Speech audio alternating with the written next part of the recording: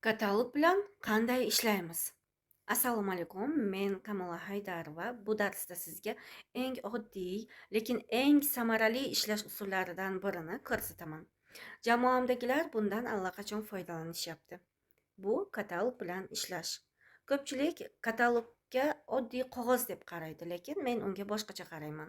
Men uchun katalog bu biznesimga qilingan investitsiya. Keling, buni oddiy hisob-kitob bilan tushuntirib beraman. Masalan, siz 10 ta katalog oldingiz. Bitta katalog narxi taxminan 8 ming so'm. Demak, jami 80 ming so'm sarfladingiz. Ko'pchilik shu yerda 80 ming so'm ketib qoldi deb o'ylaydi, lekin biznesda bunday fikrlash to'g'ri emas. Chunki bu xarajat emas, kelajakdagi daromadingiz uchun sarmoyadir. Eng yaxshi tomoni shundaki, bizning katalogni har oy yangilash shart emas. Ba'zi kompaniyalarda katalog har oy, hatto har 3 haftada chiqadi. Eski katalog esa keraksiz bo'lib qoladi. Bizda esa katalogdan yangi mahsulotlar yoki muhim o'zgarishlar chiqmagunga qadar bemalol foydalanish mumkin. Bu esa juda katta ustunlik.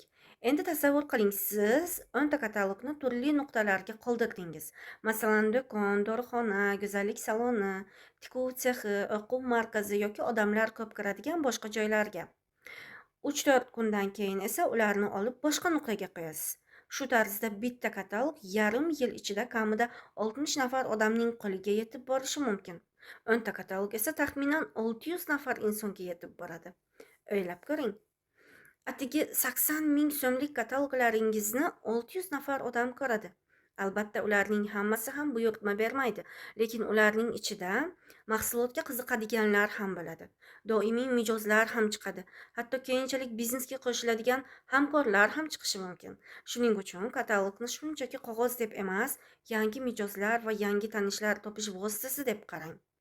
Endi eng muhim savol: katalogni qanday ishlatish kerak? Eng katta xato odamning qo'liga katalogni berib, "Mana, o'qib chiqing" deyish. Ko'pincha bunda katalog uyga borib bir chetga qo'yiladi va unutiladi. Bu usul ishlamaydi. Uning o'rniga oddiy suhbatni boshlang. Masalan, siz vitaminlar qabul qilib turasizmi? Bolalaringiz uchun immunitetni ko'tarishga nimadir ishlatasizmi?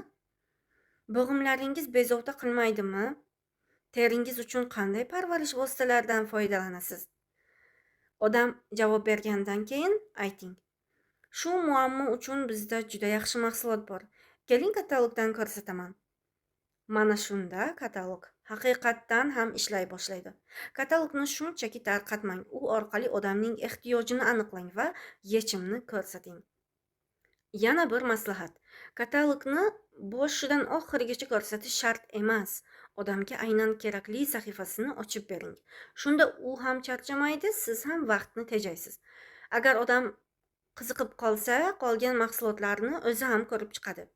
Yana bir yaxshi usul: agar mijozlaringiz "o'ylab ko'raman" desa, uni majburlamang. Shunchaki ayting: "Mayli, katalog sizda tura tursin. Bo'sh vaqtingizda bemalol ko'rib chiqing. Agar savolingiz bo'lsa, menga yozasiz." Bu usul mijozlarga bosim qilmaydi. Aksincha, sizga nisbatan ishonch uyg'otadi va eng muhimi, shuni hech qachon unutmang: odamlar mahsulot sotib olmaydi. Odamlar o'z muammosining yechimini sotib oladi. Sizning vazifangiz mahsulotni majburlab sotish emas. Sizning vazifangiz odamning ehtiyojini tushunish va unga to'g'ri yechimni taklif qilish. Shunda nafaqat savdo qilasiz, balki doimiy mijozlar va keyinchalik kuchli hamkorlar ham topasiz. Katalog bilan to'g'ri ishlashni o'rgansangiz, u siz uchun yil davomida ishlaydigan eng kuchli vositalardan biriga aylanadi. Videoni shu joygacha tomosha qilgan bo'lsangiz, like va podpiskani bosib qo'ying.